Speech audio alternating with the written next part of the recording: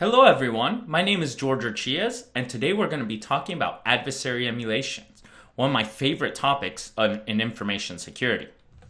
I've been leading the offensive security team at a large financial for the past 10 years, so this is kind of a maturity model of how we went from vulnerability scanning all the way to performing adversary emulations. Throughout those 10 years, I've contributed to the industry and to a community that has given us so much, including being a founding member of MITRE's Ingenuity Center. I'm a co-author of a penetration testing and red team framework. I'm also the author of SANS Security 564, Red Team Exercises and Adversary Emulation.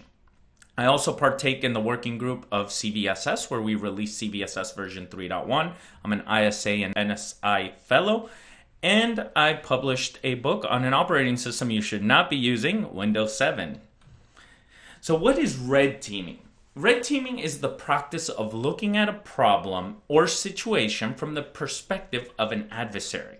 Some say this dates back to the devil's advocate, which was way back when the Catholic Church first started. And it's really just looking at problems from the adversary perspective. Now, the military does a number of red team type of exercises, and they have their definitions. But information security, it can be applied in various formats. Here we're going to talk about adversary emulations. You can do those in a blind manner, where the blue team or the defenders don't know about it, or non-blind, what we call purple teaming, when you mix the blue and the red teams together. You can also do red teaming through social engineering. You may be able to do awareness training more as a metric, or you do social engineering to actually get in and get initial access to a system. There's also other tabletop exercises and wargamings, things that are not necessarily technical, that cover more senior people in an organization. And you also have a number of adversary threat simulation type products out there that replay the malicious things an actor would do.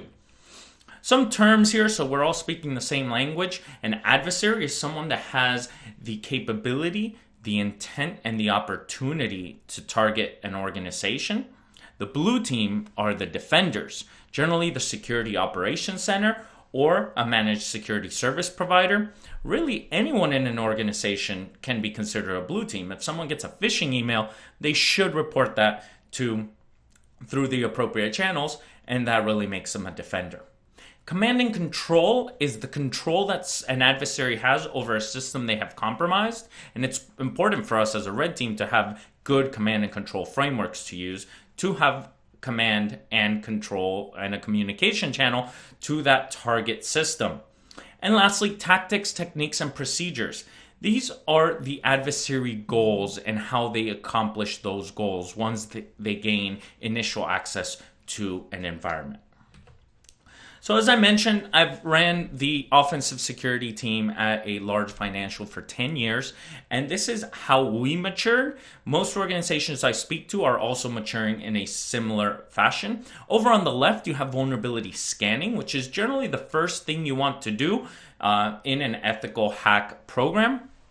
Then you want to actually assess those vulnerabilities. So a vulnerability scan is an automated scan. A vulnerability assessment is someone actually looking at those results and trying to give the correct risk rating and prioritize those vulnerabilities. There's penetration testing, which exploit the vulnerabilities that were identified in the previous steps. And then there's the red team that tests people, process, and technology. Not just technology, as vulnerability scanning and vulnerability assessments do. Red teaming can be applied in a blind manner, which is when the blue team is not aware of the attack, or in a purple team. This is where the red and the blue team sit together, and they go through various tactics, techniques, and procedures in a non-blind fashion. And eventually you can get to a point where you're doing continuous purple team, where you're continually sharing information between the offensive team and the defensive team.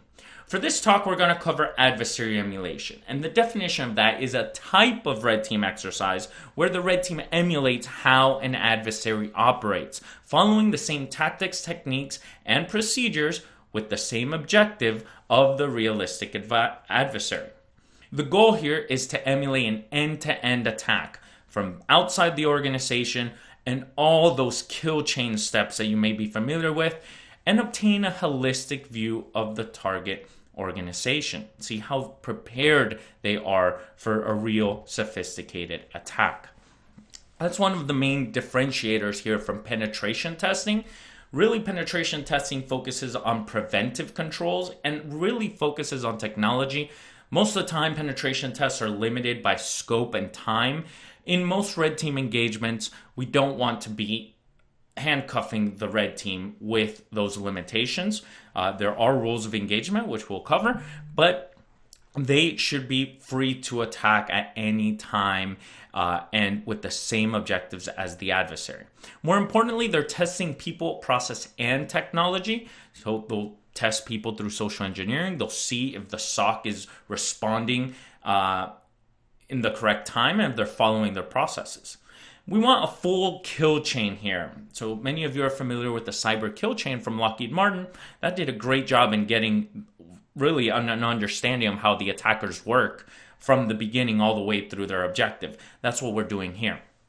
Most of the time, these exercises, if performed as red team, are blind and unannounced, and it determines what tactics, techniques, and procedures work, which ones are detected, which ones are prevented, and allows you to formulate an action plan, because everything we do in offensive security is for business value.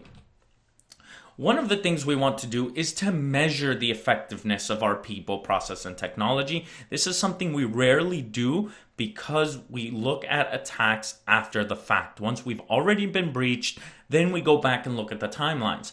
With an adversary emulation, you can obtain these metrics as you go. You can time how long and what tactics, techniques, and procedures were used to obtain initial access, which allowed them to move laterally, which TTPs were prevented, which ones were detected, how long it took them to detect.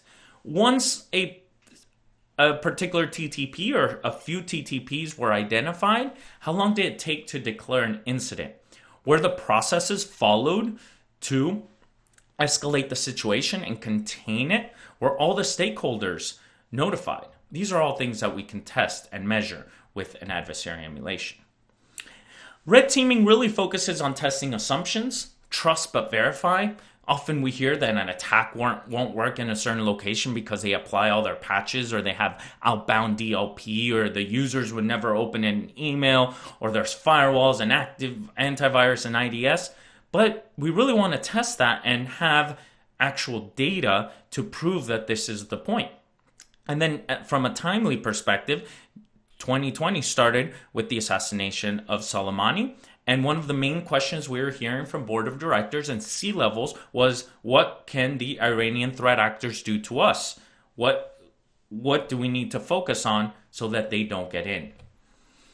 And one of the last things that adversary emulations are really for, and really the red team is for, is to make the blue team better. Everyone is on the same team practicing so that when the malicious attackers show up, everyone works together to contain them and eradicate them. So you can look at red teaming as a sparring partner. The more you train, the more you improve. Lessons will always be learned, processes improved, and you can get better. And the only way to prove that is by actually measuring your people, your process, and your technology. There's a number of frameworks that you can use to do these. The top three are the industry frameworks. I mentioned the Cyber Kill Chain by Lockheed Martin. Paul Poles then took this a little further and created a unified cyber kill chain as part of a university project. And of course, we have the industry standard, which is MITRE's ATT&CK. It stands for Adversaries, Tactics, Techniques, and Common Knowledge. As I mentioned, I'm in the financial industry space and in a global financial, so we're regulated by everyone. And these are just a few of the regulations that are public by various different authorities in different countries, really pushing for these adversary emulation tests. So the Bank of England has CBEST.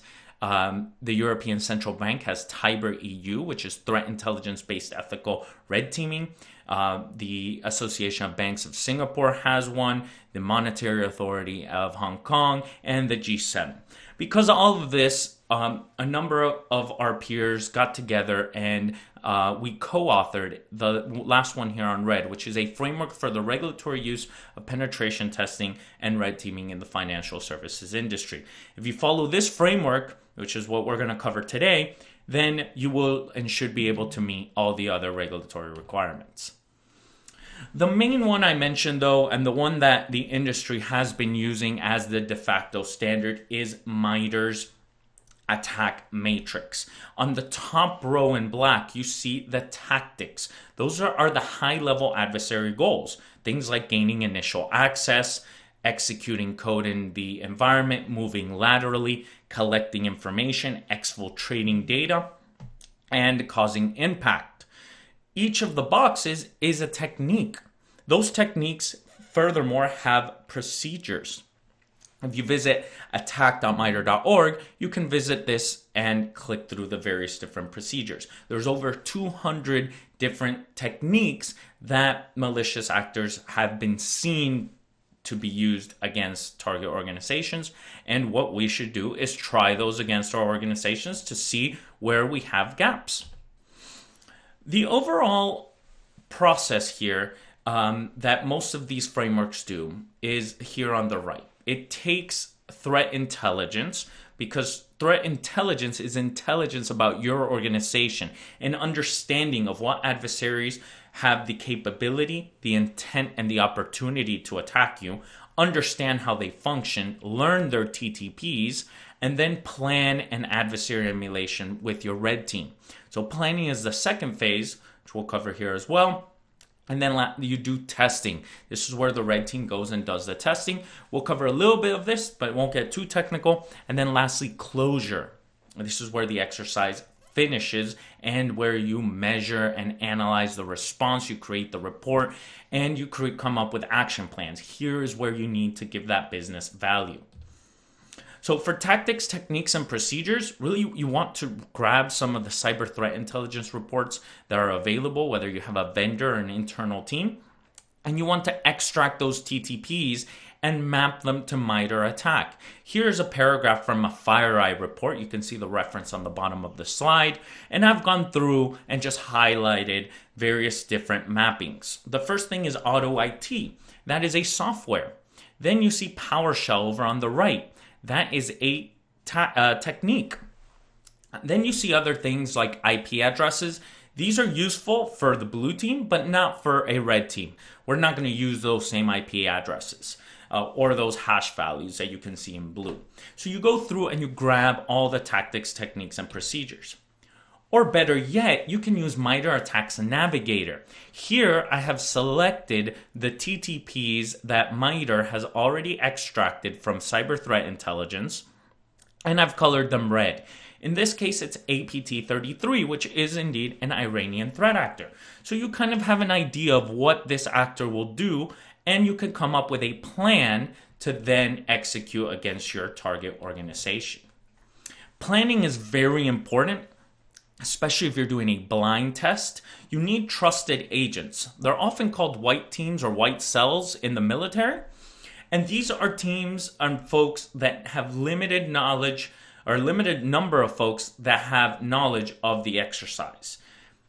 What we found is that when someone realizes that this is an exercise, their behavior changes, and therefore our metrics change.